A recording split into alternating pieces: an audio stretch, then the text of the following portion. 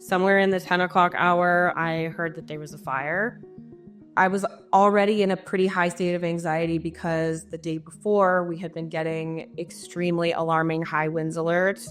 Unfortunately for me, I've been through 2 fires before. I lost my childhood home in 1993, which we rebuilt, and that house burned down in 2008. So if you live in Southern California, you know that wind means fire.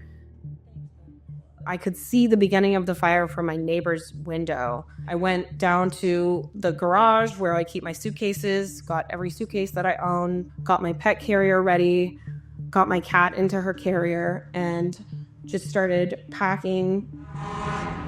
We were watching the enormous shadow of the tanker that was filling up in the ocean at the beach. These are the airplanes picking up the water. It was unbelievable. It felt like in a World War II movie when you have the shadows of those planes going over. Folks are standing around watching, they're taking videos, and I said, you've got to start packing now. This can only be something to watch from afar for so long. It's time to get going.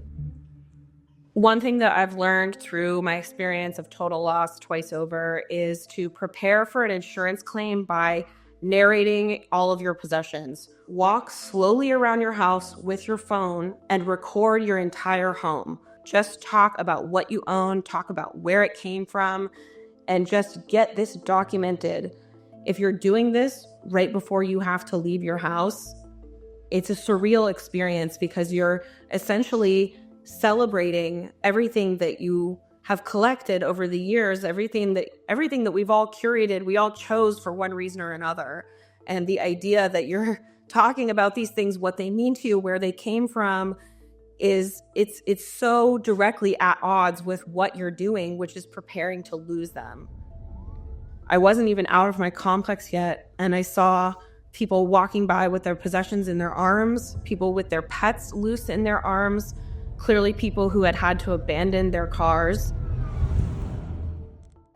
Once I got down to PCH, I started to pull out of that plume and just kept looking behind me just to have the experience of realizing that you were in it and then suddenly you're finally out of it. If you look at the evacuation zone as it is now, which is Thursday afternoon, my home is directly in the middle of it. There's destruction surrounding my building, and my building looks to be unaffected. We won't know until we get inside.